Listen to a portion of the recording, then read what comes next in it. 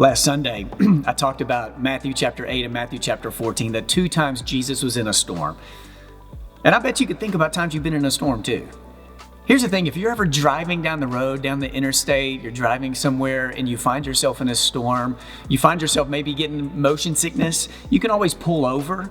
You can stop for an hour or so, wait till things kind of clear out and then keep going. If you're in an airplane and you hit turbulence, the pilots are going to do what they can to try to find some smooth air for you to travel through. But if you're in a boat out in a storm, there's nothing you can do. It's not like you're in a storm and then all of a sudden everything stops unless Jesus performs a miracle. And a few years ago, Casey and I were in Cabo.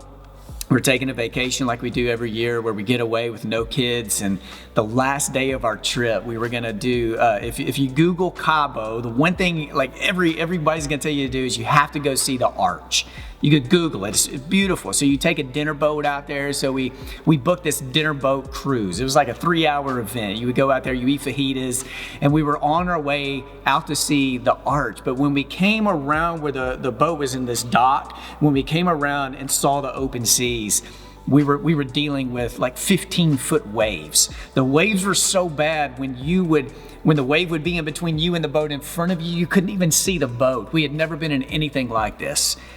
And I don't want to go into detail what was happening on that boat, but people were losing it everywhere. And if you know the greatest phobia of my life, it's throw up. Casey and I, we sat down next to this wall, we held hands, we closed our eyes for about an hour, and I was praying those prayers of God, if you get me off this boat without getting sick, if you just get me off this boat, I'll never sin again the rest of my life. I'll give half of what I have to the poor, whatever it takes, God. There was a person carrying around a tray of shots of tequila. And I was so close to just saying, bring me the whole tray, like just whatever it takes just to get me out of this moment. But we're out in this boat like there was nothing we could do. So Sunday I talked about the 2 times Jesus is in a storm, when the disciples are in a boat and they're being swamped by the waves, battered by the waves, and there's nothing they could do but look to Jesus to do something in this moment. And there were 6 points I drew from Matthew 8 and Matthew 14 that I shared on Sunday, and here they are. Number 1 was this. The same one who was able to conquer the storm was the same one who could have held the storm back. But there are still storms that sweep over this whole world, and storms that are because of the evil one. I don't believe God is behind this, but we know God has the power to stop it. And sometimes God, like things happen, and now we're just trusting, okay, God, the storm is here.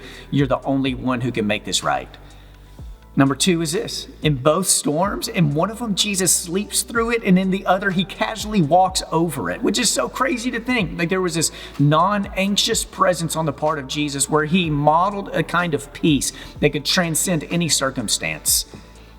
The number 3 was this, that everything Jesus spoke, if you have red letters in your Bible, everything Jesus spoke in the storms in Matthew 8 and in Matthew 14 happened while the storm was happening, not when the storm had ceased. Jesus speaks while we're in the storm. Let's make sure we're listening. Number 4 was this. When Jesus spoke, in both of those stories, he spoke directly to fear and he spoke to faith. He spoke about fear and faith, knowing we have plenty of reasons to be afraid, but he spoke to fear and he spoke to faith. Number 5 was this. In both of these stories, the storm is temporary. Every storm we face in this world, it's temporary. When we are in it, it feels like it's going to last forever. And we don't know all the pieces that are going to have to be put back together after the storm, but it's temporary. It's not going to last forever. We are going to make it through this. And number 6 is this. When the storms are over, Jesus was worshiped. And our God will be worshiped before the storm, while we're in the storm, and on the other side of the storm. And we worship that God who is in the storm, over the storm, through the storm, so that our eyes are fixed on the only one who can give us strength to make it through. So I hope this word can be a blessing to you as we move into the days to come.